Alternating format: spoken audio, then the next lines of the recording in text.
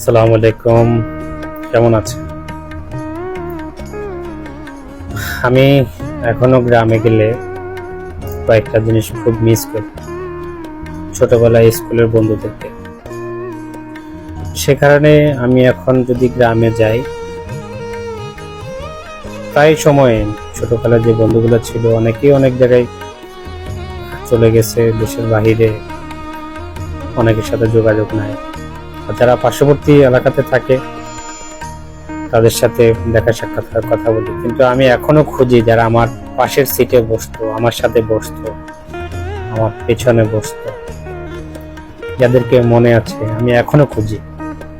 কারণ এই ছোটবেলার বন্ধুত্বটা আসলে আমরা হয়তো এখন আর ফিরে পাবো না, কিন্তু খুব মিস করি। আমি দীর্ঘদিন শহরে বসবাস করি এবং লং টাইম গ্যাপ পড়ছে আমার গ্রামে যাওয়া, তো যার কারণে অনেক বন্ধু বান্ধবকে এখন চিনি না, তারাও আমাকে চেনে না। তারপরও গেলে আমি চেষ্টা করি সবাই খোঁজ নেওয়ার, সে যে শ্রেণীরই হোক, যে পেশারই হোক, তার পেশা এখন কি আমার দেখার দরকার নেই, আমি এটা দেখি না। আমি দেখি সেই বন্ধুত্বের সম্পর্কটা। অনেকে হয়তো মন থেকে অনেক অহংকার তৈরি হয়, এটা পরিবেশগত কারণে। আমি যখন যেখানে চলি আমার মতো করে আমি চেষ্টা করি স্ট্যান্ডার্ডটি মেনটেন করার, কিন্তু ছোটবেলার বন্ধুত্বের ক্ষেত্রে আমি গ্রামে গেলে সবসময় তাদের সাথে একটু মেলামেশার খুব বেশি চেষ্টা করি, যে তাদের সাথে একটু একান্তভাবে একটু সময় কাটানোর বা তাদের সাথে আলাপ করা।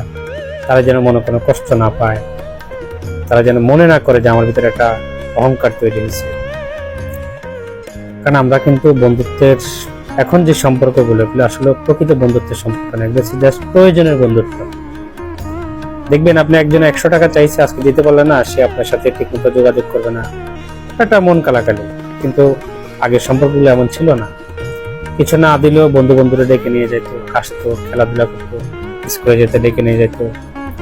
হ্যাঁ, একটা ছোটখাটো জিনিসও বন্ধুরা ভাগ করে ফেলতো, বা খেলাধুলা করলেও একসাথে ডেকে নিয়ে খেলাধুলা করতো, কোনো কিছু বাসা থেকে আনলো একসাথে ভাগ করে খেত। চেষ্টা করবেন বন্ধুত্বের সম্পর্কগুলো ভালো রাখার, ছোটকালের হোক বড়কালের হোক, আত্মীয়তার সম্পর্ক ভালো রাখার। কেউ কারোর সাথে কোনো রকম সম্পর্ক খারাপ করার চেষ্টা করবেন না, সেটা এখনের বন্ধুত্ব হোক আর ছোটকালেরই হোক। এমনিতেও রেগুলার মানুষের সাথে সম্পর্ক ভালো রাখবেন। দুনিয়াতে যে কদিন বেঁচে থাকবেন সবার সাথে ভালো সম্পর্ক নিয়ে বেঁচে থাকুন। দোয়া রাখবেন আমার জন্য। আসসালামু আলাইকুম, আপনারাও ভালো থাকবেন।